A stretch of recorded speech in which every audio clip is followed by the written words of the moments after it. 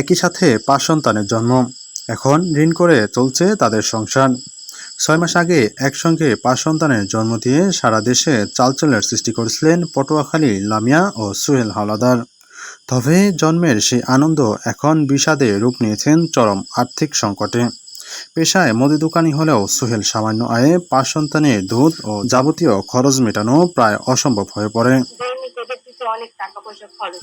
পরিস্থিতি সামাল দিতে বিভিন্ন এনজিও থেকে ঋণ নিয়ে এখন দিশেহারা এই পরিবার।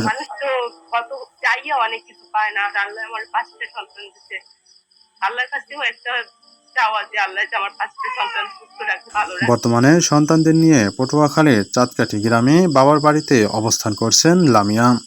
পাঁচ শিশুকে একা সামলাতে গিয়ে নাওয়া খাওয়া আর ঘুম হারাম হয়ে গেছে মা ও নানির। সরকারিভাবে বড় কোনো আর্থিক সহায়তার সুযোগ না থাকায় সন্তানদের ভবিষ্যৎ নিয়ে কাটছে চরম অনিশ্চয়তায়। অসহায় এই পরিবারটি এখন সমাজের বিদ্যমান ও সরকারের কাছে সাহায্যের হাত বাড়ানোর অনুরোধ জানিয়েছেন। সরকারের কাছে আমার একটাই আবেদন, যে 5টা সন্তান আল্লাহ পাক আমাকে দান করছে, এত খুশির বিষয়। এই 5টা সন্তান আমাকে পালতে একটু হিমশিম, তাদের আশা সরকারি কোনো সংস্থা অথবা বিদ্যমান যদি কেউ তাদের দিকে একটু নজরে তাকান, তাহলে বাচ্চাগুলোকে নিয়ে তাদের আর কোনো সমস্যার সম্মুখীন হতে হবে না। জন্মের পর 6 মাস কাটিয়ে দিলেও বিভিন্ন এনজিও থেকে আনা ঋণ তাদের উপর প্রচুর চাপ সৃষ্টি করছেন। এর কারণে আবার প্রচুর অনিশ্চয়তায় এই পরিবারটি। তবে আশা করা যায় সরকারি কোনো সংস্থা পেলে তারা একটু ঘুরে দাঁড়াতে পারবেন। 5টা সন্তান পালতে খুব কষ্ট হচ্ছে।